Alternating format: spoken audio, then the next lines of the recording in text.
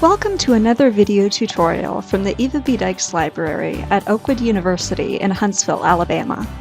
Today we're talking about paper topics, specifically how to choose one, narrow it, or expand it as your professor recommends.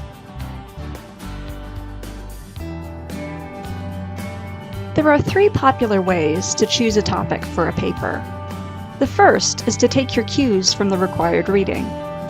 As you read the textbook, ask yourself, what is piquing your interest? Do you have any questions about what you're reading? Do you find yourself challenging any of the author's assumptions? Do you feel that the authors were overly broad in their coverage of a topic?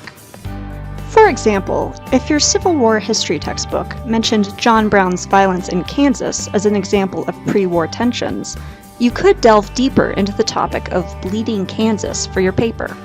Historians have written much about the Wakarusa War, the raid at Harper's Ferry, the Battle of Osawatomie, the Marais des Cygnes massacre, and guerrilla violence on the Kansas-Missouri border, so you would have plenty of resources available for your paper. The second approach is to pick up a current magazine or journal in your discipline. Scan the table of contents and ask yourself, what articles or editorials jump out at you? For example, this journal article, which appears in the spring 2017 issue of the journal Education, could lead to a great paper topic, the effects of negative encounters with law enforcement on children's academic success. The third and most common approach is to let your paper do double duty with a career or personal research project.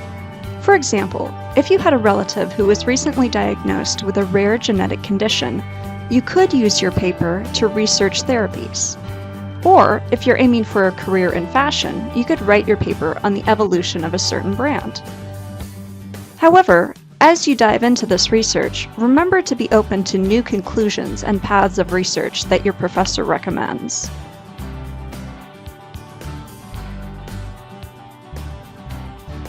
If your professor says that your current topic is too broad, there are two main ways you can narrow it. First, you can bring in a proper noun.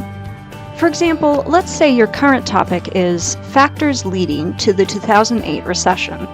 That's a book-length topic. So instead of trying to tackle that whole subject, why don't you try narrowing its focus on one particular entity?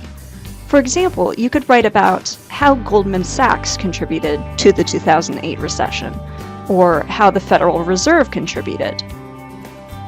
Secondly, you can focus on a specific demographic. You can do this any way you like: race, age, nationality, income, religion, location. The options go on. Adding one of these to your topic may add exactly the new angle you need. For example, there's been a lot of research done on college students, but how much research has been done specifically on students at HBCUs or students at Adventist institutions? Researching eating habits of students at Seventh-day Adventist universities is a lot narrower than eating habits of college students.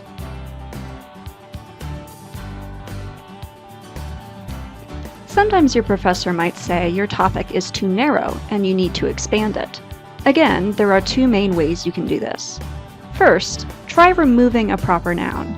Let's say your topic is currently how Kristi Yamaguchi inspired Asian American girls. You might have trouble finding enough literature on that very specific topic. Try expanding that topic to the representation of female Asian Americans, 1980 to the present. This removes the very specific proper noun, Kristi Yamaguchi, and expands the topic to female Asian American representation as a whole. Secondly, you could broaden the demographic. Let's say your topic is Black American Seventh-day Adventist millennial attitudes towards same-sex marriage. That's very specific, and it's going to be difficult to find research on that topic. Instead, consider the topic Black Seventh-day Adventist attitudes towards same-sex marriage, or even Black Christian millennial attitudes towards same-sex marriage. The broader the demographic, the easier it is going to be to find research on the topic. As always, remember, if you run into trouble, ask a librarian for help. We are here to help you. Thanks so much for listening. See you next time.